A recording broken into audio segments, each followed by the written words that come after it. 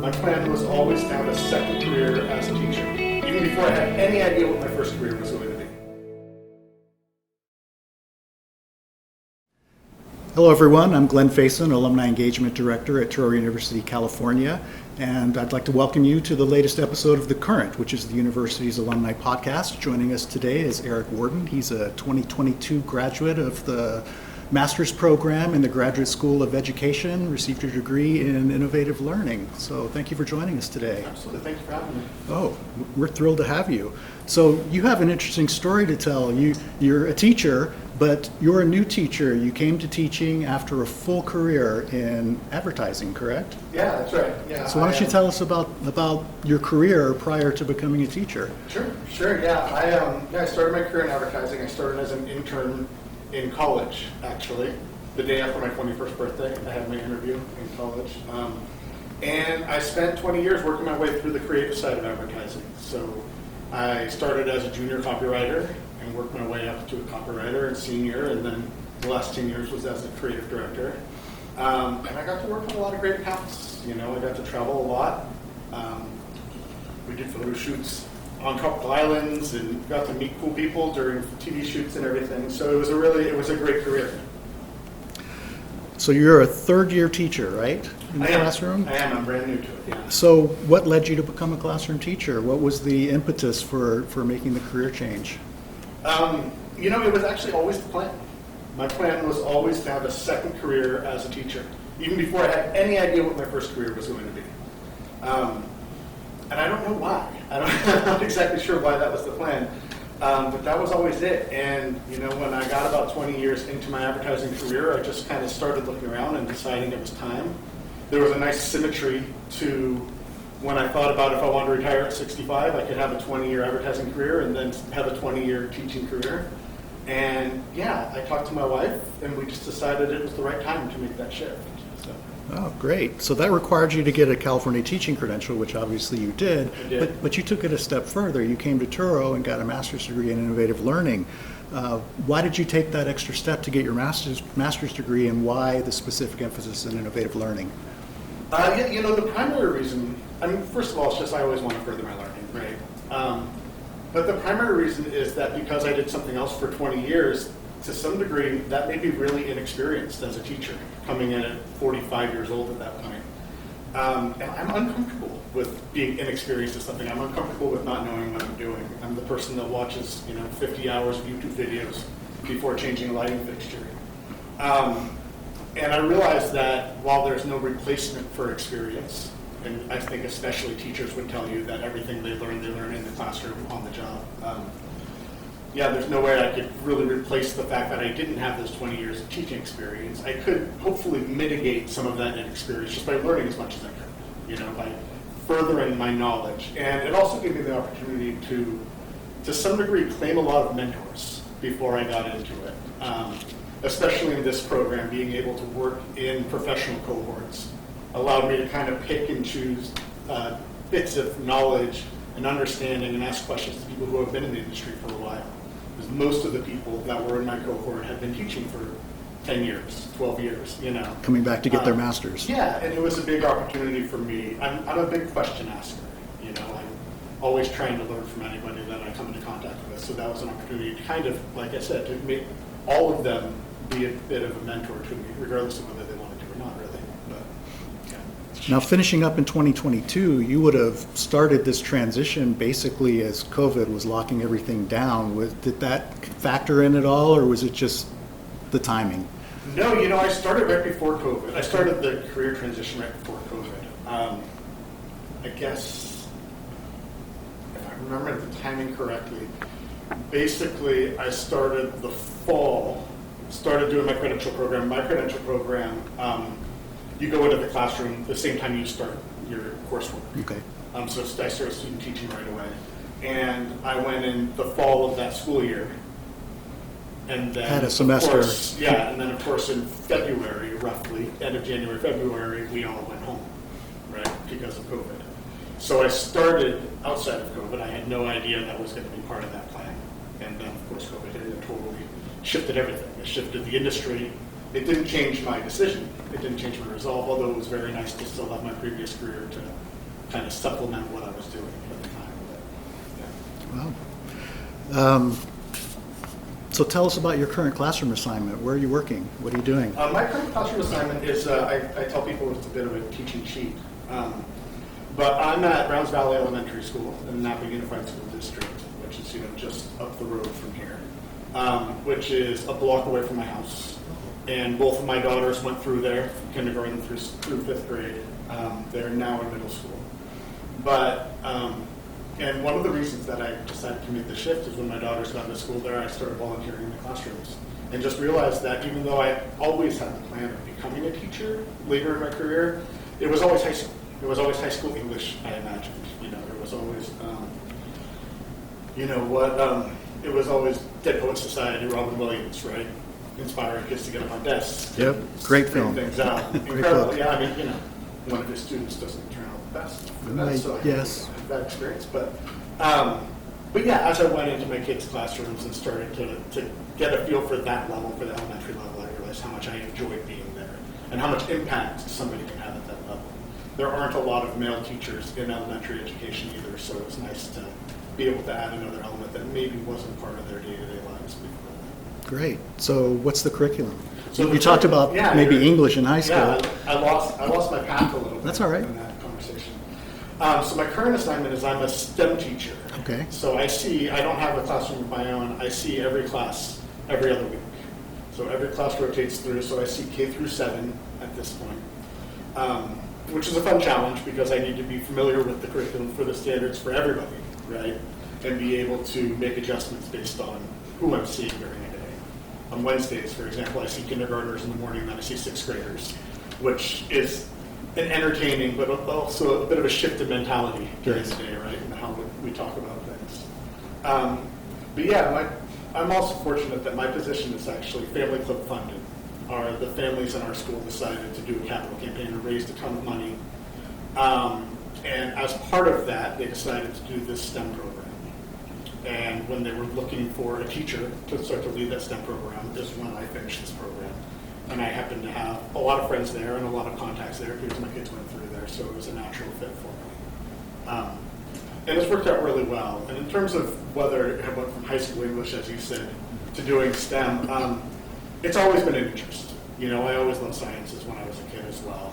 I entered college as an applied physics major. Okay. And shifted to chemistry at one point. So these are things that have always been big interests for me and I really love. And what's fun for me is something that actually comes from my previous career, is being able to take these big, incredible, really mind-blowing concepts that you find in technology and engineering and math, and be able to find ways to present them to kids at different age levels. The way that I try to get a kindergartner to access and engage with different concepts is so different than a 6th grader, and I like that challenge, is to figure out where they are and how I can get them engaged with the specific subjects. So.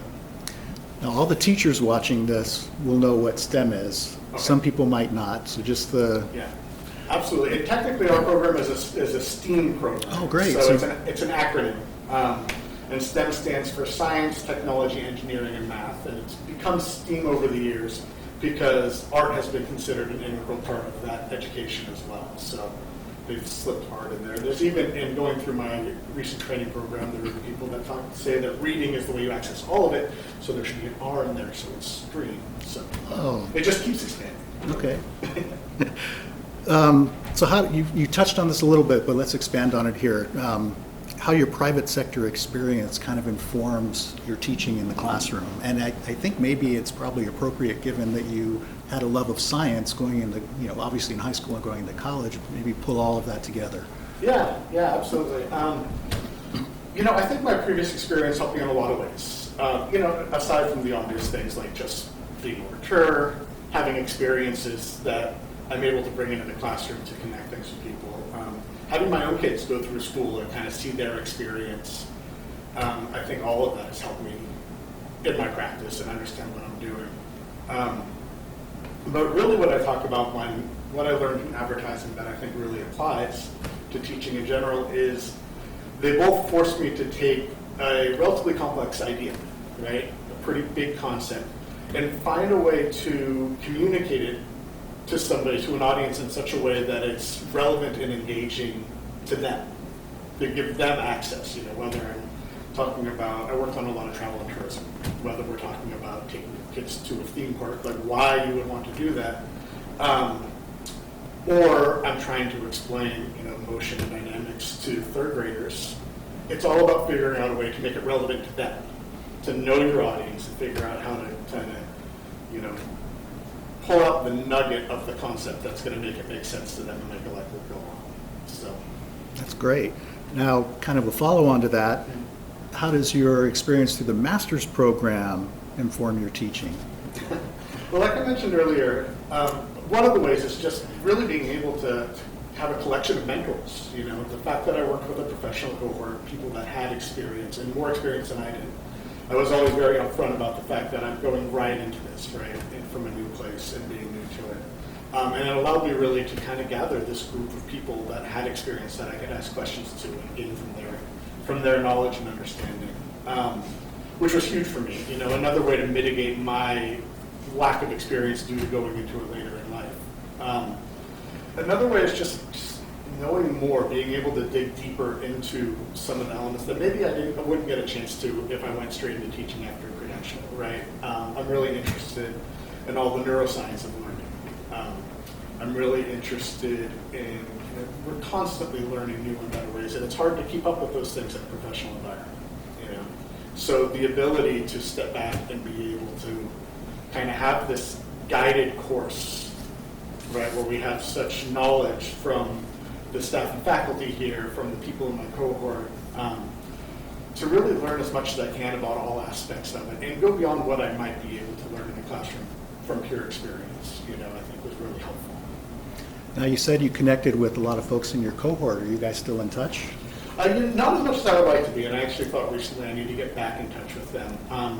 The funny thing about my cohort was that because it was during COVID, we actually, I don't think we saw each other in person until our graduation day. Oh, wow. Yeah, which is always Kind of fun makes to- sense at 2022, yes. And it's always interesting, right? Because you're always shocked at how tall or not tall, or it's not exactly the way people look on Zoom.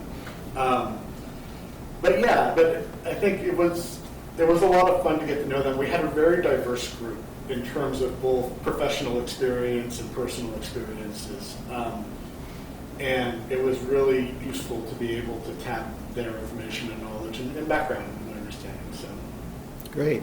What recommendations do you have for anyone who's considering a career shift into teaching, whether it's after a full career or a partial career? I don't know. I think my advice would be I think something that's really benefited me going into it as a second career, going into it a little bit older, is my ability to use all these experiences to really go in with my eyes open to what education is, and I think that helps me stay focused on why I'm there. And because as we know, there are a lot of challenges in education, especially public education, and there are a lot of distractions that can kind of take your mind away from the things that you're focused on, which is being there with the kids and helping the kids develop and helping them grow. And I think my advice would really be to dive into it. I'm very lucky and privileged that I could make a mid-career shift. That's not always as easy for everybody because of various commitments and obligations and everything else. But I think if you have the opportunity, for me, it's been an important shift because what I feel like, I loved advertising, and advertising was great to me, and it served me really well, and I met a lot of amazing people. But what I did day to day didn't feel important. And what I'm doing now feels important day to day. So I think my advice would be to not underestimate the importance of that. Like that feeling that what you're doing with your time is valuable and important. So, and therefore, don't be afraid to do it, to get into it, because the rewards are there, right? They may not be the same rewards that you get in other professional industries, but the rewards are definitely there. That's inspiring. What hurdles did you discover along the way that if you knew about them beforehand would have made things easier for you? It's probably something that I already knew ahead of time, but it's more seeing it applied to a new situation. Is that, like I said, I always like to know what I'm doing before I get into something. Whether that's getting a master's degree in education before diving fully into it, or watching YouTube videos to learn how to do something. But what I've learned, of course, is like every day is a new day, right? So you're going to go out and teach a lesson, and it may completely fall flat. It may go completely sideways, but that's always an opportunity. That's always a chance to take a look at it and see what happened, reflect on it, and you're going to get another chance the next day. Either you're going to cover something again because what I did the previous day didn't serve my students as well as I would like, or in my position, I see each class grade level at different times. So if I have one third grade class and I go, oh, okay, that clearly didn't come through the way I wanted it to, I still have the opportunity to make those adjustments and move forward. So, what I would say for me is not feeling like I need to be perfect and know everything before I dive into it. Being willing to go in and make mistakes and being able to change on the fly, I think, has been a big benefit to me. Great. So you mentioned earlier in the interview that you were able to tap into members of your cohort who were maybe 5-10 years into teaching and coming back and getting their masters and use them as mentors. Was there anyone else that you tapped into, kind of as a mentor while you were going through the program? Yeah, absolutely. That's kind of my approach in general. I mean, I ask questions of people who are knowledgeable, right? Constantly. I often have to apologize when I first meet somebody because I want them to know, like, I'm going to ask questions. I'm going to ask a lot of them. And if it gets annoying, I'm sorry. Please tell me, but it's going to happen. So going through our program, I still have contact with some of the instructors that I had through the Innovative Learning Program. Marie Zorn was one of my instructors, and she's actually a middle school teacher up at Unidos in the Napa Valley, who my 8th grader actually has as an instructor right now. Lisa Gottfried, who's at New Tech in Napa Valley. I've talked to Pam Redmond multiple times about various opportunities and things. I think something that's really great about the program is that everybody feels very accessible. Like everybody feels like they're there for the same reason and they're for the cohort. So everybody was always very willing to take those emails and take those phone calls and take those constant questions from me, which I think was very generous of them. Because everybody has their experience, everybody has their own expertise, which I think was very nice. Obviously, Dr. Redmond was integral when it started getting into things like doing our capstone project, because that was completely new to me, and I'm sure to most people doing a master's program, right? But their willingness to dig in to questions and really help out was really incredible, which is true of all the faculty that we work with. So, and it's true of the people that I've worked with at the school district as well, the mentors that I've had through my student teaching. And even when I got out, I had the incredible fortune to have my first teaching gig be a class share with a really great, experienced teaching mentor. So we could plan together, do things together, which I think is an opportunity most teachers don't get, unfortunately. And I think that really helps set me up for success in situations where maybe a lot of new teachers are not quite as set up for success. So having that mentor where I can constantly ask questions and work with them was incredible as well. So. Now, you mentioned your capstone and how a lot of people may not know what that is going into it. What was your capstone, and maybe describe what the capstone is for the master's program? Yeah, the capstone for our master's program is really, it's a final project, and it's a project we work on throughout the term. What's unique about our capstone, as I understand, is we don't do a master's thesis, we don't do a master's paper. We do write a document, that's inclusive of everything we need to do. But it's really more about the presentation of our research. And we end up doing a website that includes that information, an educational poster as well. So it's a little bit of a different approach, as I understand it, from other master's programs. But I think a really nice one, because it's more in line with what we do as a career, right, in presenting information. I'm not sitting in front of a 5th grade class and dropping 120-page thesis on them for information, right? It's more about getting the big ideas up and communicating. But mine, I don't know if you want to hear specifically about mine. My capstone was really, what I wanted to do was see if I could measure changes in empathy in different students when they work with diverse students of the same age. So what I did was I actually connected over Zoom, because we all had expertise in Zoom at this point, right? I connected a classroom, my 5th grade classroom in Napa with a 5th grade classroom in Vallejo, And the two classrooms had very different demographics, which was the goal, right? Is to take people with different lived experiences and have them interact. And they didn't have to interact in any specific way. We did a lot of very simple activities that are basically like similarity finding, difference finding, and recognizing those things. And then having the students be surveyed. Obviously, there was a pre-research survey to get a baseline. And then survey them after each of these activities to see if these different levels, these different measures of empathy, of connection to other people changed.